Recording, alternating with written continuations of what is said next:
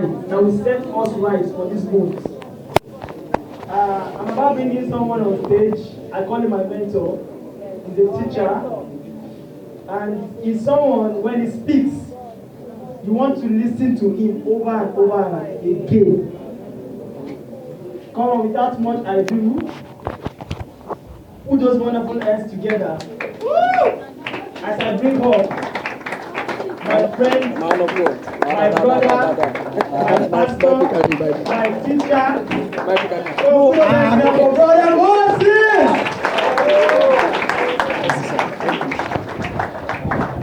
Praise God. Hallelujah. Amen. I'm so excited to be here. Bless you, sir. Bless you. Hallelujah.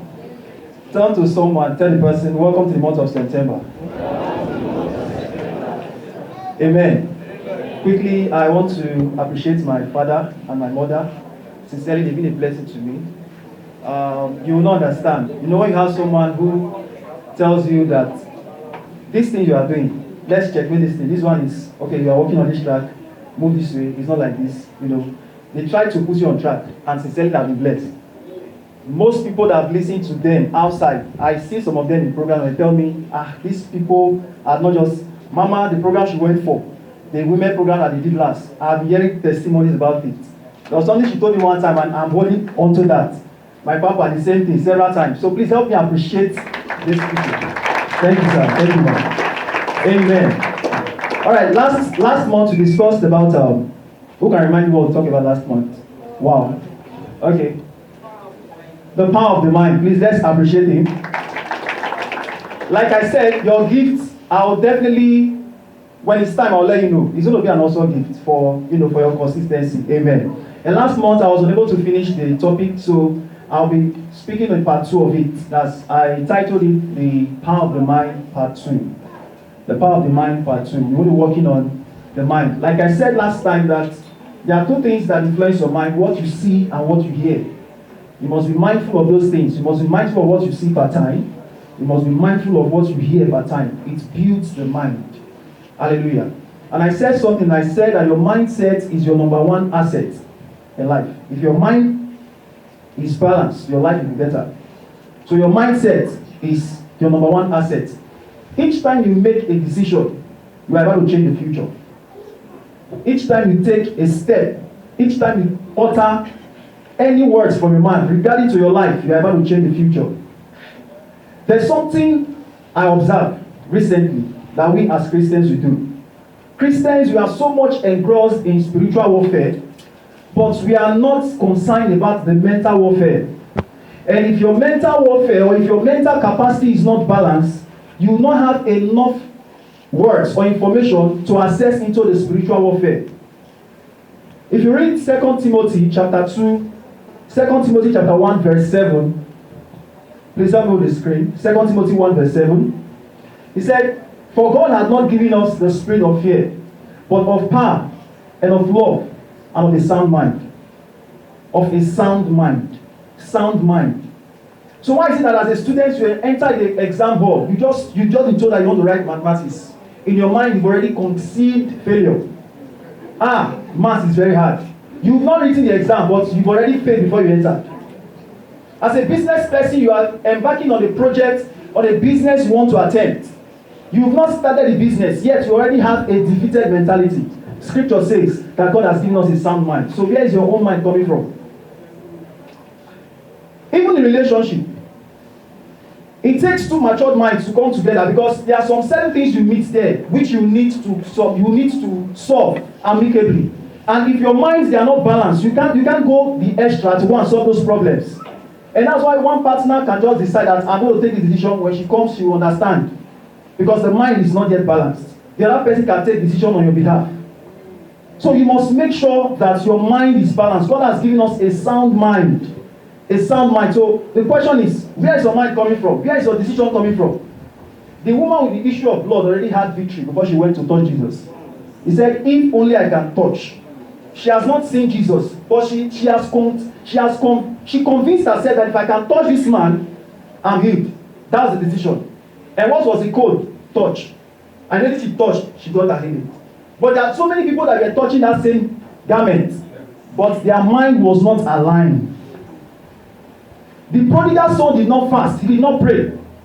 He just concluded in his mind, I will go and meet my father. Yes. That was the mind. But most times you embark on a journey, despite the road is smooth, you are convinced. You are confused with your mindset because you don't know what the next step you're going to take. Your mind must be balanced in your pursuit of your life. Praise the Lord. Hallelujah. So we must try to empower minds. And most times I observe something again. As Christians, we do some certain things that are funny. We are going to meet some challenges as we embark on our journey in life. Please, let me say this at this junction. When you go to church and you listen to what the man of God is preaching, please, our advice, try and record those messages. It helps. It helps. Place your phone on record. Record those messages because most times when you be in church, there are people that are distracting you. You can't even concentrate. Right on. Yes, they are not even listening to it. And at the end of the day, you ask them, they can't say anything, but you record it. When you get home, replay it. It sticks in your mind. But most times you don't have that. You have 8 gig memory card, and that the information in that memory card is not profitable. Why not throw it away? What's the usefulness? That when you are down, you can't look at your phone and look at something that if I play this now, I'll be revived. And you're having them. Those are garbages. Flush them out. The books you read. That's why sometimes when you are down, somebody can, you are fired up in church on Sunday, just for you approaching work on Monday, somebody steps on your toe. And you are convinced in yourself, and you go back home. If I listen to that message, I think I won't have cause to reply this person. And you come back, you replay the messages, and the person look at you, are you a dumb? No, there's something you know upstairs that the person don't know. Because why? You have empowered your mind. Romans 12:2, he said, be not conformed to this world, but be transformed by what? Renewing of your mind. So how do you renew your mind? Is it by Shakiti Bobo? Oh, I sorry. Because by the time you go up the following day and the person tell you hello, you want to follow him and do Bobo. Because that's what your mind is settled. So you must empower your mind. Empower your mind. Tell your friend, empower your mind. Empower your mind. Have you observed some certain things recently? Why is it that in a place of work they pay the manager more than the employee?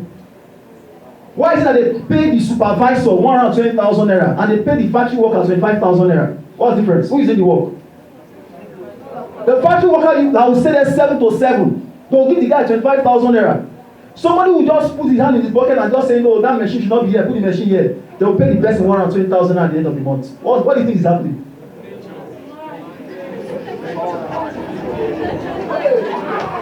He's not doing anything. Just say, you know what, this thing, and he'll still be the one. He will not tell you, if you don't do this thing today, but before he even speaks, you're already on your knee. You're not standing. Because there are people outside that look for the same opportunity. Mind power is bigger than manpower. Now, I want to say this. We must empower mind. I'm telling you the facts. Now, let me even ask, how do you respond sometimes to rejection? Most of us, we can't handle rejection. Most of us, we can't handle situations that when somebody tell you no. Most time when they tell you no, it does not necessarily mean you as a person no. It means that thing you are doing at that point in time, they are saying no. For me, I interpret no in this way. I interpret no as next opportunity. Next opportunity, that's no for me. So when you tell me no, it means that actually that minute, what I want to do for you is not useful. So just try the next person. It might be an opportunity for you to get what you want. Next opportunity, no. But most of us, when they say no, you just assume, so it's me that telling no. Especially those who go for products and marketing. I remember last year when I did my launch, my book launch, I took some of my CDs. I went to Oshodi Market. I want to go and meet some, people who are selling. And when I got the demands, the first person I met said, "Wow, this CD is good, but you know what? In fact, go. I don't have time now." I went back again. I met the second person. The man said, "Wow, this CD, I like this CD, but the only thing is that you are not a pastor." He said, "Suppose you are a pastor, I would have taken the CD." I said, "So is the title is the problem?" He said, "Yes." I took it again. I went to the next person. I met the man. The man said, "But I don't have money now. You know what? In fact, don't worry, go next time." Sir, while they were telling me no, in my mind I concluded, the market is too big for somebody to tell me no. I went back again to the next person because for me, I said it. No means next opportunity. It means this minute you came to me, you don't like my products, but try the next person. It might be opportunity to sell. I met the next man. When I got there, if it was worse. The man said, "Young man, as I am now, I don't want to listen to anything. Go. I convinced this man. The man said, no, I don't want to listen, go. It was the wife that said, just take it. I said, sir, I'm not saying you buy. Just take it for free and listen. If you're interested, you come here. He said, no. When I was leaving, the woman said, drop it. I gave her the copies. Two days later, the man called me. He said, Moses, we need to see.